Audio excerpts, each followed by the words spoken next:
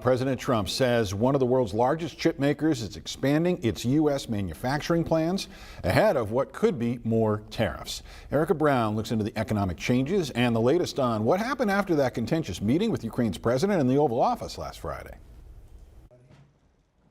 President Trump announced plans for the Taiwan semiconductor manufacturing company to invest $100 billion in U.S. chip manufacturing. TSMC makes roughly 90% of the world's advanced computer chips, the kind needed for the artificial intelligence race. This is a tremendous move by the most powerful company in the world.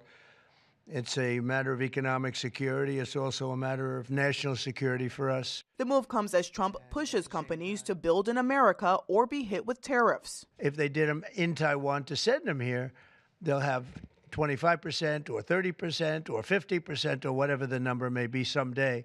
It'll go only up.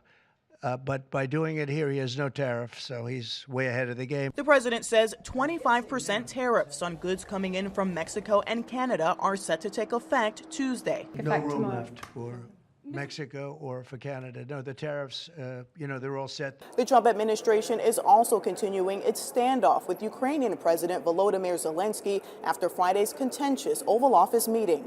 You're gambling with World War III. Zelensky pushed the U.S. to agree to a peacekeeping mission if a truce with Russia can be negotiated, warning Russian President Vladimir Putin can't be trusted to keep his word. But Trump insists Zelensky is resisting efforts to end the 3-year-long war. He said he thinks the war's going to go on for a long time, and he better not be right about that. European leaders held a meeting with Zelensky over the weekend, reinforcing their support for Ukraine.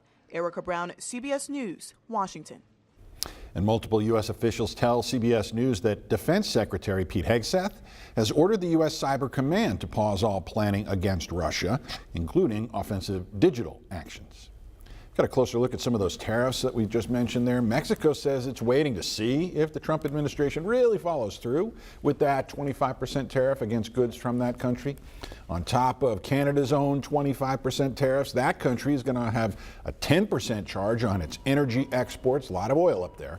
Another 10% will be added to the universal tariff on goods from China. Consumers could see oil, cars, car parts, all impacted within the next few weeks. It could take another 6 to 9 months to feel the effects on agriculture, toys, and home building supplies.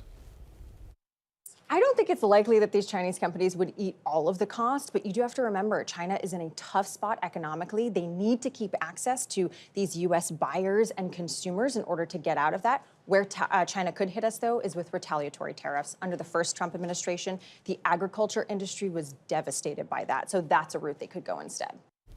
Financial markets tanked today on all this news, joining recent surveys showing confidence slipping among consumers as prices begin to show signs of rising.